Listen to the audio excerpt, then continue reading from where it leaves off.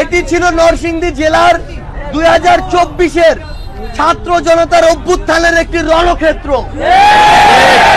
এই রণক্ষেত্রে খুনি শেখ হাসিনার নির্দেশে এই নরসিংদীর ছাত্রলীগ, যুবলীগ, আওয়ামী লীগের ক্যাডাররা, এই নরসিংদীর পুলিশ নামক কিছু সন্ত্রাসীরা আমাদের ছাত্র জনতার উপরে গুলি চালিয়েছিল।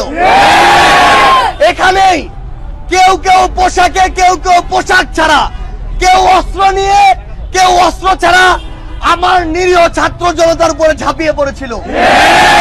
আমার সাথে আজকে এখানে রয়েছেন নরসিংদীর আমাদের বীর শহীদ তাহমিদ ভাইয়ের বাবা, এমন অসংখ্য আহত এখানে রয়েছেন, অনেক শহীদ পরিবারের সদস্য এখানে রয়েছেন।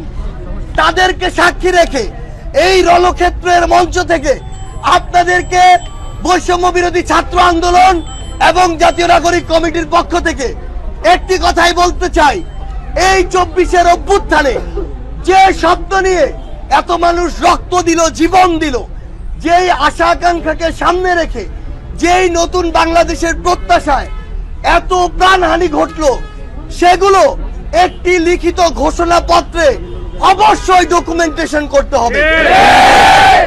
আমরা নরসিংদীর পথে প্রান্তরে প্রত্যেক শ্রেণী পেশার মানুষের সাথে, রিক্সাওয়ালা, অটোওয়ালা, সিএনজিওয়ালা, রাস্তার ফুটপাতে যারা দোকানদারি করে, যারা বাস চালায় কিংবা কর্মজীবী, আমরা প্রত্যেকের সাথে কথা বলেছি।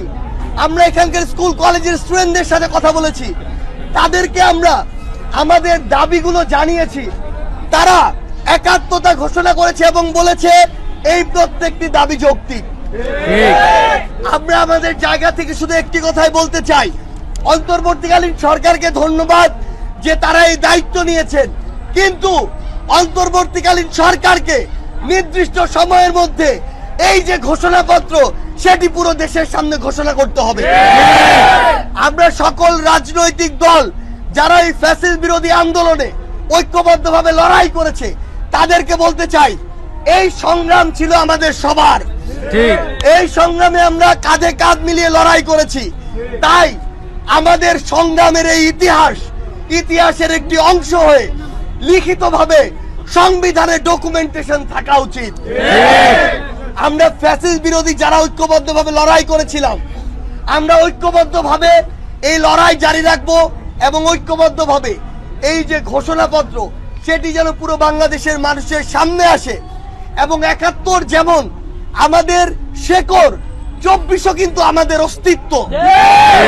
এই অস্তিত্ব যেন আমরা ইতিহাসের অংশ হিসেবে রাখতে পারি এবং সেখানে আমাদের শহীদদের কথা, আমাদের বীর যোদ্ধাদের কথা, বৈষম্য বিরোধী ছাত্র আন্দোলন নামক প্ল্যাটফর্মটির কথা, যেটি আমাদেরকে ঐক্যবদ্ধ করেছে, নতুন রাজনৈতিক বন্দোবস্তের কথা, সকল সিস্টেমগুলোর সংস্কারের কথা, প্রত্যেকটা মানুষ যেই পেশারই হোক সে যেন সমতার অধিকারটুকু পায়, এই কথাগুলো।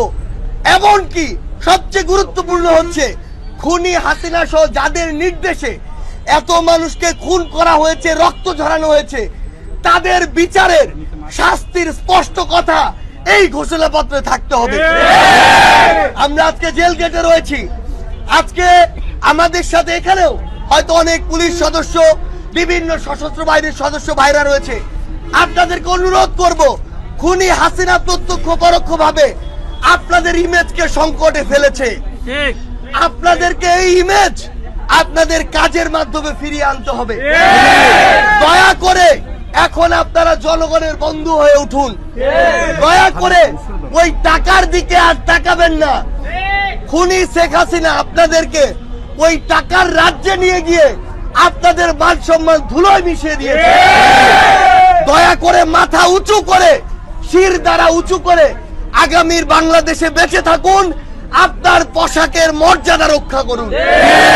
পরিশেষে আমরা শুধু একটি কথাই বলতে চাই, এই নরসিংদীর ছাত্র জনতা যারা এই রণক্ষেত্রে ঐক্যবদ্ধভাবে লড়াই করেছে, তারা যদি ঐক্যবদ্ধ থাকে, আগামীর বাংলাদেশে, নতুন বাংলাদেশের যে আন্দোলন, যে সূচনা শুরু হবে, সেই সূচনা নরসিংদীর আমার সামনে থাকা এই বীর যোদ্ধাদের নিয়ে শুরু হবে। আমরা আপনাদেরকে স্পষ্ট করে বলি, আমরা অন্তর্বর্তীকালীন সরকার যে দায়িত্ব নিয়েছে সেই দায়িত্বের প্রতি শ্রদ্ধা জানাই। তবে দায়িত্ব নিয়ে দায়িত্ব পালন করতে হবে।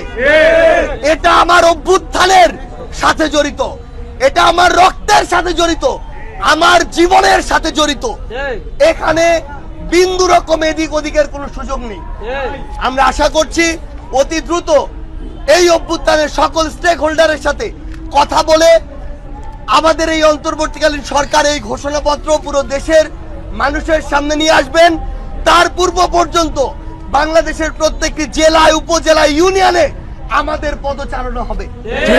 আমরা আপনাদেরকে অসংখ্য ধন্যবাদ জানাই এবং আমরা জানাই যে এই রক্ত দিয়ে এই নরসিংদী কলুষিত যে অবস্থা ছিল সেটা থেকে মুক্তি পেয়েছে, সেই রক্ত যেন বৃথা না যায়। আমরা ঐক্যবদ্ধভাবে এই স্পিরিটকে ধারণ করে একসাথে আগামীর বাংলাদেশ গড়ব।